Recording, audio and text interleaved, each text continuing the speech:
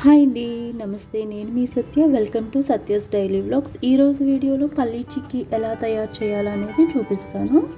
బయట కొన్నట్టే పర్ఫెక్ట్గా స్టిక్కీగా లేకుండా చక్కగా క్రంచీగా రావాలి అంటే ఎలా చేసుకోవాలా అనేది చూపిస్తాను. పాకం కూడా పంటికి అంటుకోకుండా పర్ఫెక్ట్గా ఎలా రావాలనేది చూపిస్తాను ఈ వీడియోలో. ముందుగా ఎవరైతే మన ఛానల్ని సబ్స్క్రైబ్ చేసుకోలేదో సబ్స్క్రైబ్ చేసుకోవడం అయితే మర్చిపోకండి. వీడియో నచ్చితే కనుక చిన్న లైక్ అయితే ఇవ్వండి.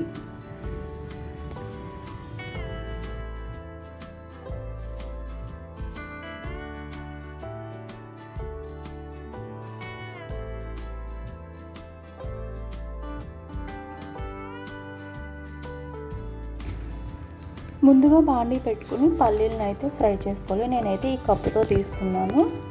క్వాంటిటీ కూడా చూపిస్తున్నాను. పల్లీలని లో ఫ్లేమ్లో పెట్టుకుని మాత్రమే బాగా మధ్య మధ్యలో కలుపుతూ వేయించుకోవాలి. ఈ విధంగా ఫ్రై అయ్యాక ప్లేట్లోకి తీసుకుని వాటికవే ఆరనివ్వాలి.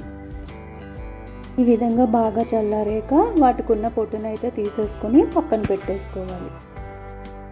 ఇప్పుడు మనం ఏ కప్పుతో అయితే శనగలు తీసుకున్నామో అదే కప్పుతో బెల్లాన్ని తీసుకుని పూర్తిగా కరగనివ్వాలి. ఈ విధంగా కరిగిపోయాక లో ఫ్లేమ్ పెట్టుకొని బెల్లం పాకాన్ని టెస్ట్ చేసుకోవాలి. వాటర్లో వేసి టప్మాని విరిగేటట్టు సౌండ్ వస్తే పాకం రెడీ అయిపోయినట్టు. ఇందులోనే 1 స్పూన్ నెయ్యి వేసుకొని కలుపుకొని మనం పొట్టు తీసి పక్కన పెట్టుకున్న పల్లీలను అయితే వేసేసుకొని బాగా కలుపుకోవాలి.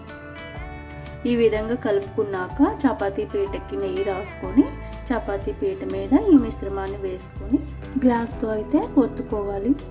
లేదా చపాతీ కర్రతో కూడా రోల్ చేసుకోవచ్చు.